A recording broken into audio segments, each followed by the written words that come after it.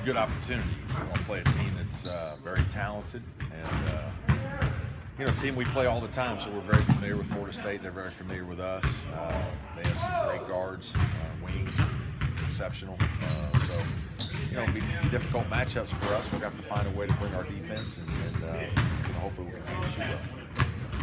What did you do so well defensively the other night?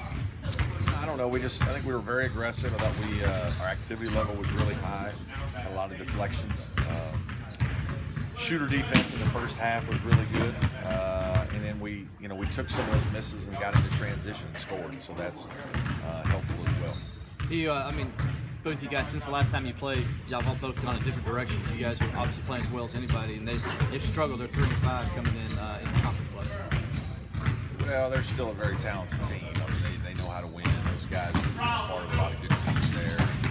They have a couple young players that they were trying to mix into their rotation, and those guys are growing every day. They're better players now than they were when we first played them. They've been through a bunch of ACC games now, as opposed to that being our first ACC game. It takes time. We show that as well as anybody. Florida State is more than capable of beating anybody in this league, and Leonard and his staff do a great job. Do you believe in the notion that it's difficult to sweep a team or beat a team twice in a short period of time? No, not necessarily. I think it's, you just got to play well. I think it's, certainly if you've beaten somebody, you can do it. But at the same time, beating somebody one time in this league, you're supposed to win your home games. And that's all we did when we played Florida State was, we won a game that we needed to win. And that was a really important game for us at the time. We were trying to build momentum. And, we had a very good offensive game that game. You don't face one of those crazy turnarounds until the end of this 3-game road trip, but how will you handle the next 3 games and the way you practice your guys and go about being on the road? We didn't do much yesterday. We watched some film on both us and a little bit of Florida State. We took some things to the court for about 35, 45 minutes for the guys that played a lot, and worked on a couple things just for preparation for the game. Make sure we're getting shots up, the things we need to do to be prepared. But I think you also have to manage it. You have to really manage being fresh. These games are grueling. They're very physical, and it takes a lot out of your players to play, 32 to 35 minutes. And so we've got several guys who are doing that, so we've got to be very careful with that.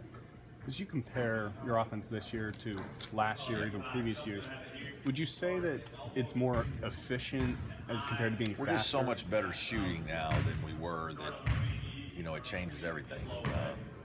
You can run good offense, get an open shot. If you don't make it, it can become frustrating sometimes as the longer it goes.